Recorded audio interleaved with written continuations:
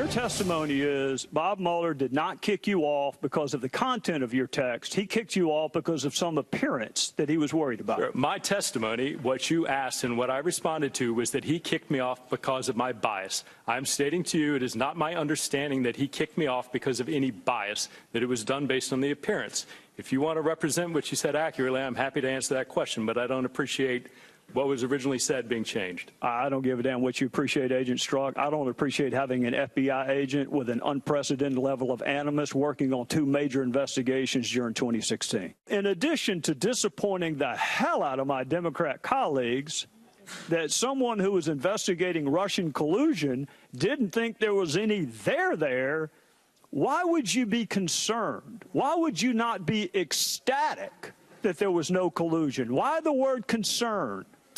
Sir, I don't know what I meant. All right, that was more of the fireworks at today's explosive hearings, House hearings, with the disgraced FBI agent Peter Strzok. Joining us now, the man you just saw, House Government and Oversight and Government Reform Committee Chairman, South Carolina Congressman Trey Gowdy. Congressman, good to see you. Welcome back to the program. Thank you.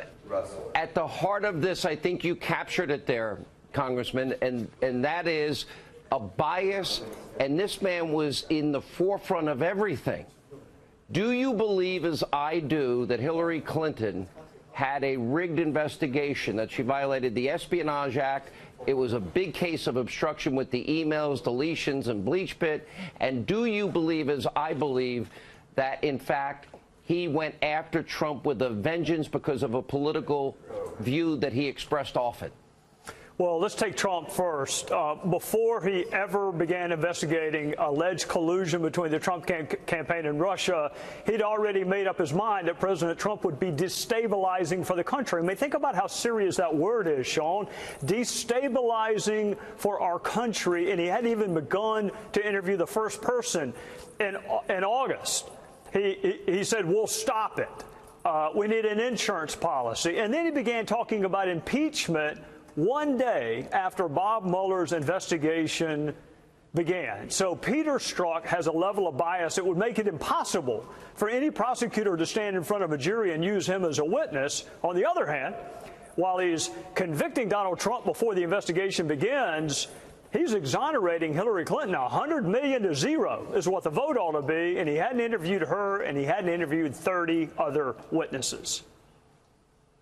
Congressman, did you believe his explanation as it relates to his text messages? I did not believe it. I do not believe the American people believe what they saw today. No, the only people who believe his explanation are the 30-some-odd Democrats.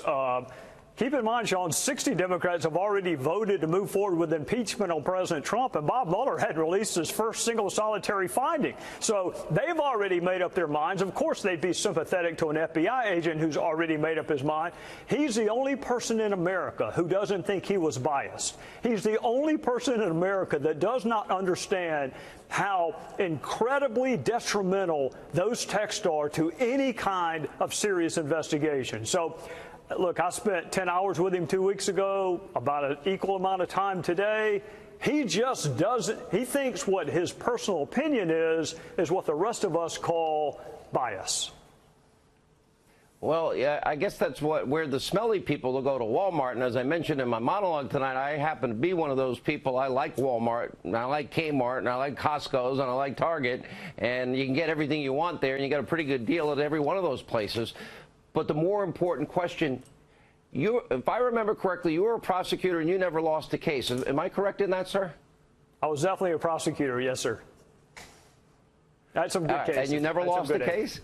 I had some very courageous victims and some good cops. So what I want to ask, and this is really important, what I am worried about more than anything else here, if Hillary Clinton is allowed to take things that are subpoenaed and delete them, use bleach pit on the hard drives, have AIDS breakup devices and hammers, and remove SIM cards, and move the Espionage Act, you cannot mishandle or destroy classified or top secret information. Both those things happen. He wrote an exoneration with, of course, the FBI Director Comey in early May. They didn't interview her till July 2nd. She was exonerated on July 5th. That to me, you've been involved in these things. Do we have equal justice under the law? Do we have equal application of our laws? No, and that's what frustrates people. That's what frustrates your viewers who wonder, well, would that happen to me too? Would the director of the FBI announce my innocence before 20-some-odd interviews have been done, including my own? And keep this in mind too, Sean, they were really clear when they went into her interview. She's not going to be charged with anything unless she lies. So the mishandling of classified information, she was never in jeopardy from that, even before they interviewed her. So, look, I think everybody would like that deal, that the FBI is going to come talk to me, and the only thing I got to do is tell the truth. Yes, I robbed the bank. Yes, I kidnapped this person. Yes, I committed bank fraud. All you got to do is tell the truth, and you're going to get out of jail free. Converse that with the fact that Donald Trump, not a single solitary witness had been interviewed before Peter Strzok is promising to stop him from ever becoming president. That is a dichotomy that erodes public trust in our justice system and in our law enforcement. I'm going to have Jim Jordan on the program after, who also had a chance to question Peter Strzok today. When you add the FISA abuse questions that he was asking, I call this the single biggest abuse of power corruption scandal in American history. Let's stay on what you were just talking about. Was Peter Strzok and others, were they abusing their power in an attempt to impact an American election in a way that they saw fit to help one candidate and hurt another candidate? And what does that mean if that can happen in the United States of America, Congressman? Well, a politicization of law enforcement is the end of us. If we begin to view that blindfolded lady holding a set of scales as really having an R or a D on her breastplate, if that's where we are, then we're finished as a republic. I am proud to be on the House Intel Committee, and we've done some really important work on the FISA abuse. It's been a long slog, and we hadn't had a lot of help at times, but Devin has made really good progress on uncovering what went into that FISA application. So I don't know. I know this. I know that there were lots of things that should have been in that application that was presented to the judge that were not. And I know that they decided not to charge her before they interviewed 30 fact witnesses. So if that is not a dichotomy, that we're going to withhold exculpatory information in this case, and we're going to withhold any prospect of prosecution in that case, I don't know how anyone can not be left with the conclusion that if your name is Clinton, you're going to be treated differently than if your name is Jones or Smith. What you're saying, Congressman, is really scary to me and should frighten every American. I want to ask you one last question. What now? I mean, Hillary Clinton had a rigged investigation. I think the evidence is overwhelming and incontrovertible for obstruction and for the Espionage Act and a number of statutes we laid out here. What happens to her, and what happens to the people that were involved in the exoneration before the investigation to impact a presidential election? Never mind lying to 4 FISA judges to get warrants to spy on Americans and opposition party candidate representatives. Well, Sean, this is where I get myself in a little bit of trouble, because all of the principal decision makers now were put in place by President Trump. Jeff Sessions, Rod Rosenstein, Chris Wray. It's no longer Loretta Lynch and Eric Holder and Jim Comey. I mean, it's our folks. So if they have uncovered systemic abuse or any potential criminality, they have an obligation to prosecute it. My fear is when you have the head of the FBI stand up in front of the entire world and exonerate her the way Jim Comey did, I don't know a prosecutor in the world that is good enough to win that case. So our opportunity to find out whether or not she violated the Espionage Act, I think Jim Comey ruined that. They ruined it by not interviewing her seriously, and then they ruined it by that unprecedented press conference. So we'll never know the answer to your question. All right, Congressman, profound words. I hope the American people are paying very close attention. I think you did a great job today. We have a lot of ground to cover. One of the Republican lawmakers there, Louis Gohmert, and things boiled over with him during the hearing. He blasted Strzok for the impact he had on public trust in the FBI and his personal behavior. The disgrace, what this man has done. The gentleman from Texas will suspend for a moment. There is the disgrace. And it won't be recaptured anytime soon because of the damage you've done to the justice system.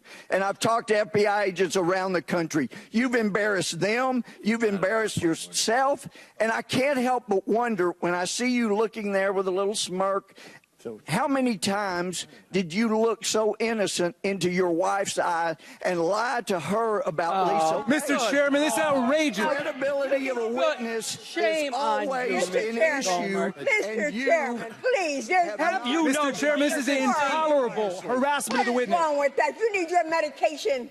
It was a free-for-all, and you heard that comment in, do you need your medication? Congressman Louis Gohmert, did you lose your temper, or did you intend to bring up his personal life decisions? No, I didn't go into it intending to do that, but as I sat there listening to him so smugly, his little smirk, and he had lied repeatedly, and he knew he was lying, he knew I knew he was lying, and yet he still would lie. And I'm telling you, the unfortunate thing is about that last exchange I had with him, it may have clouded over a very, very important story, and that is that he was told by the intelligence community Inspector General's investigator, Frank Rucker, that they had found an anomaly in the emails going to and from Hillary Clinton's unauthorized private server, and it was when they forensically examined the anomaly, they found embedded information, and it was a foreign entity, not Russia, but a foreign entity that was getting every single one of her over 30,000 emails. So wait, Congressman, just to stop you there. Just to stop there. So you're saying that in Hillary Clinton's emails, they were forwarded to somebody else? Yes, and it was because they were hacked. And Horowitz didn't point that out, you know. The previous story, you know, that Comey gave us, well, it was not a good server. It was possible that it got hacked, but there was no evidence it was hacked. And then we find out, and that's what I brought out today, that the intelligence community IG brought it to their attention, and they did nothing. Nothing. And this is a foreign entity not related to Russia in the least that is getting everyone. There were only 4 of over 30,000 emails they didn't get. They were going to and from. She compromised America's security. Congressman, one of the many people who questioned Peter Strzok today and will probably question Lisa Page tomorrow at about 1:30 Eastern time. Congressman, thanks so much. Thanks, Brian.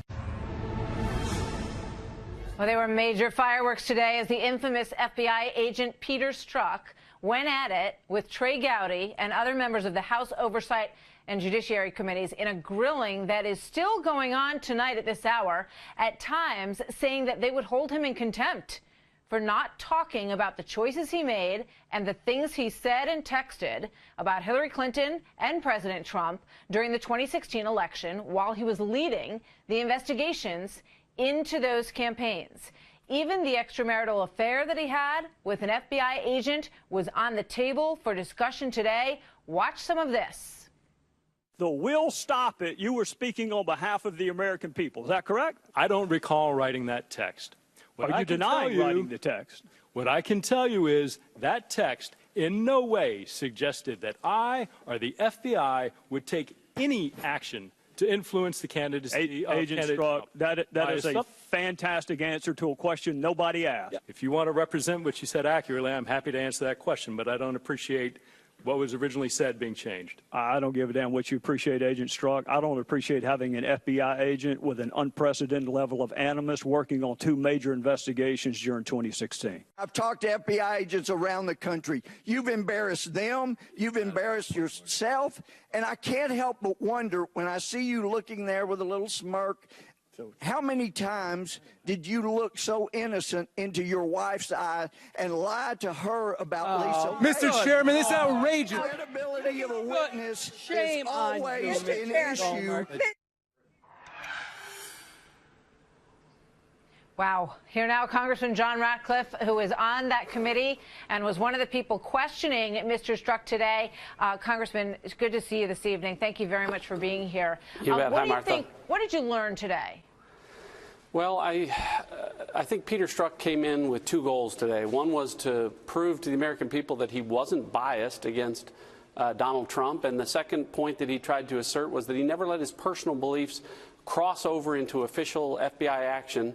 And I thought he failed miserably on both counts. When you have all of these text messages about effing Trump, stopping Trump, impeaching Trump, when you prejudge Donald Trump's guilt as the lead investigator before you interview a single witness, that's textbook bias. And as far as his personal beliefs not crossing over to official action, I was able to walk him off the plank with his own words there. Listen, when you send 50,000 text messages on an official FBI phone on official FBI time about your personal beliefs and the actions you're going to take to stop Donald Trump, he lost all kinds of credibility today. Yeah. Yeah, that's a great point. I mean, you're on work time, and it is work product if it is done on work computers. That's a lesson that we've all learned since 2016 and watching all of this. Here is the moment when he was asked specifically about the text message that he wrote that said, "Don't worry, we will stop him," with regard to President Trump running for president. Watch this. In terms of the text that we will stop it, you need to understand that that was written late at night, off the cuff, and it was in response to a series of events that included then-candidate Trump insulting the immigrant family of a fallen war hero. And my presumption, based on that horrible, disgusting behavior, that the American population would not elect somebody demonstrating that behavior to be president of the United States. I mean, you learn a lot about him from his responses here, I think. And, you know, well, Martha, in terms of that explanation and how heated he became, I'm sorry for the delay here, what did you make of that exchange, sir? Well, he tried to relate that a lot of people felt that way, and he might be right, but a lot of people weren't the lead investigator in the Trump-Russia investigation. 7 days before that text message, he started the Trump-Russia investigation, and before he interviewed a single witness, that's what he expressed as the lead investigator, that he was going to stop Donald Trump from becoming president. And then he followed it up a few days after that with another text message where he said, "We can't take the risk of a Trump presidency and need an insurance policy." So, you know, he was uniquely in a position to act on the promise that he made to Lisa Page that he was going to stop Donald Trump from being president. And I think the evidence showed that he tried to do that. So the Democrats on the committee were not happy with the Republican line of questioning. Here's Steve Cohen, the Democrat from Tennessee. Watch. Mr. Strizok, I don't know where to start. If I could give you a Purple Heart, I would. You deserve one. Wow. What do you make of that, sir? What I make of that is we're talking about an FBI agent that they said should get a Purple Heart. They called him a hero. They called him a patriot. I think it just shows how much they hate Donald Trump. This is a guy who's been demoted by the FBI, who's been criticized by the FBI director, by the inspector general, demoted to the human resources, and is under investigation for an ethics review. It just, you know, the Democrats continue to line up with anyone besides Donald Trump. They took Putin's side over Trump. They have taken everyone's side over Donald Trump. And, you know, I think Donald Trump could cure cancer, and they'd come back tomorrow and say, look, he put doctors and nurses out of business. Thank you very much, Congressman Ratcliffe. Always good to see you, sir. Thanks for being here this evening.